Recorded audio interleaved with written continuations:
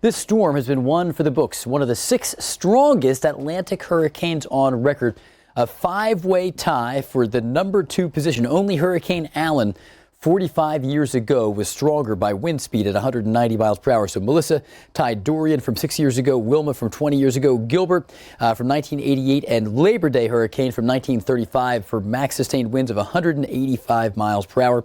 Notably, though, at landfall, Melissa and Labor Day 1935 were tied for the strongest landfalls at 185 and also 892 millibars. So very strong, ear-popping low pressure. And one of the storm chasers there in southwest Jamaica, who was near the point of landfall, who just faced a tenacious storm, referred to the eye wall as just a giant, fierce white void. Looking out the window, couldn't see anything other than just white. From that rain just blowing through the atmosphere there. So New Hope, Jamaica, the point of landfall. This is what the storm looked like. The one thing to remember with hurricanes, that it has a lot of impacts, certainly with the rain.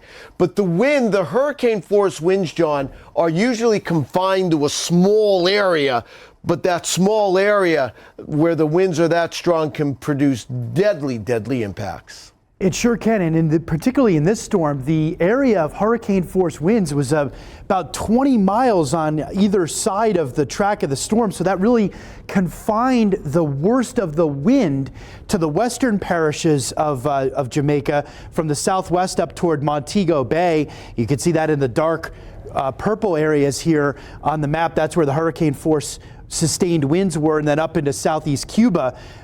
So that's why the destruction from the wind was focused in those areas.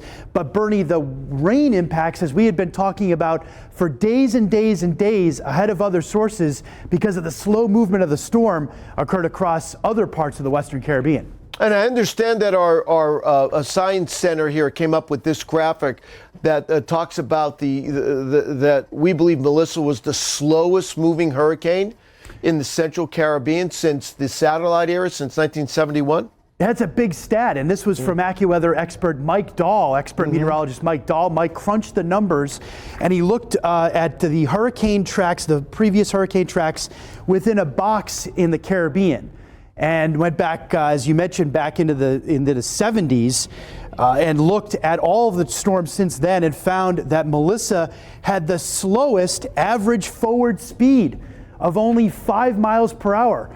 And you can see, compared to other storms, Beta 5.1 miles per hour, that was in the much closer to Central America, and some other storms as well on that list. But this slow average forward speed was a major factor in producing that torrential rainfall and catastrophic flooding, because the rain just kept coming and coming and coming to those areas that had already had such heavy rain over saturated ground.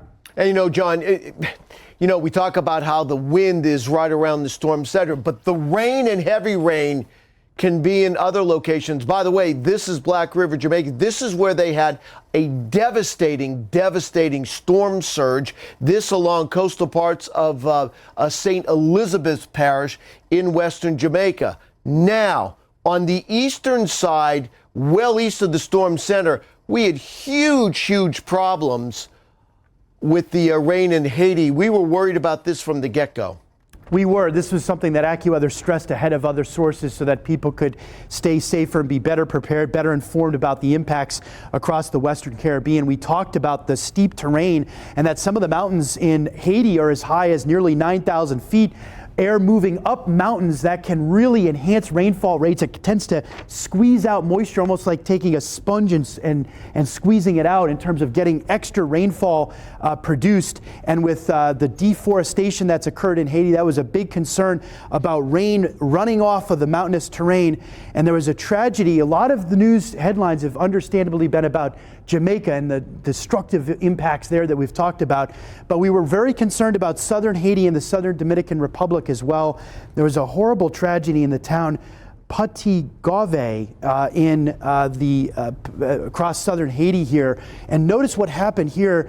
There are reports of 20 or more people who tragically lost their life as a result of flooding. And look at what was going on here. There's a river, a major river that comes out of the higher terrain and flows down toward the water here. And there was significant flooding here that occurred where the river rose rapidly out of its banks and resulted in that tragedy. So that is why, again, the concern is about the risk for catastrophic flooding when you have these factors coming together.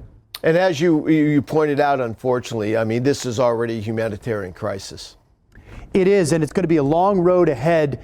The estimate from AccuWeather's experts, $48 to $52 billion in total damage and economic loss across the Western Caribbean.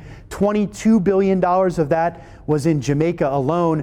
And look at the risks here that we're going to have people facing here in the coming days. There are, as we've talked about, many people who are going to need the basics: food, water, safe shelter, medical care in the aftermath of the storm. And it's going to take years, perhaps a decade or more, in the hardest hit areas to recover. All right, AccuWeather Chief Meteorologist John Porter, thanks for joining us here on AccuWeather early. A lot of grim news, unfortunately.